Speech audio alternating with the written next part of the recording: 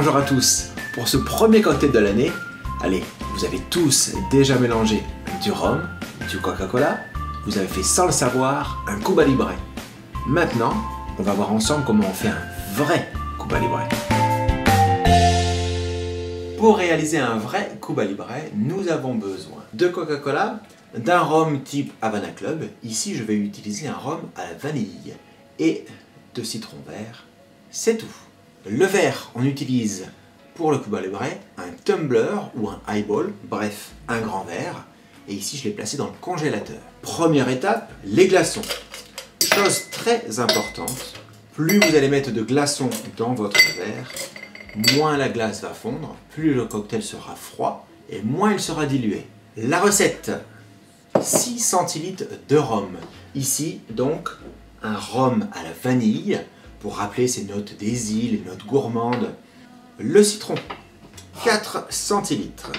Cet ustensile vraiment très pratique pour vous. Il n'est pas très encombrant et puis c'est vraiment beaucoup plus pratique que ça. Ça, c'est ce que vous avez à la maison aujourd'hui. C'est pas très joli et puis surtout, c'est pas simple à nettoyer. C'est pas pratique. Bref, ça, celui-ci, on le jette. Le Coca-Cola, c'est 15 centilitres. Mesurez bien à la maison la taille de votre verre pour être sûr d'avoir ces 15 centilitres. Trop souvent dans les bars, on voit le barman qui qui complète le verre avec le Coca-Cola.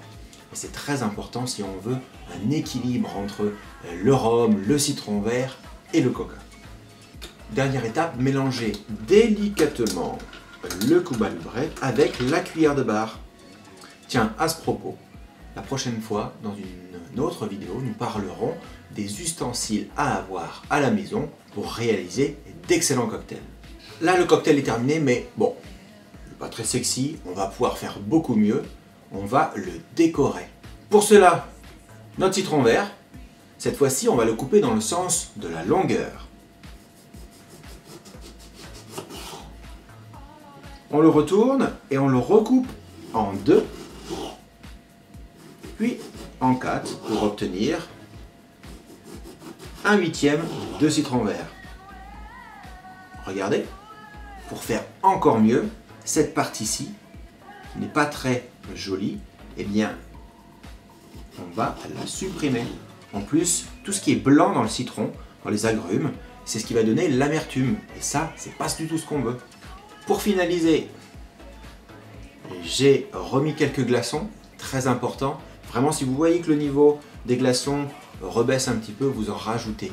Le citron vert, je le positionne simplement comme ça sur le dessus. Et avec la pince magique, je prends la paille.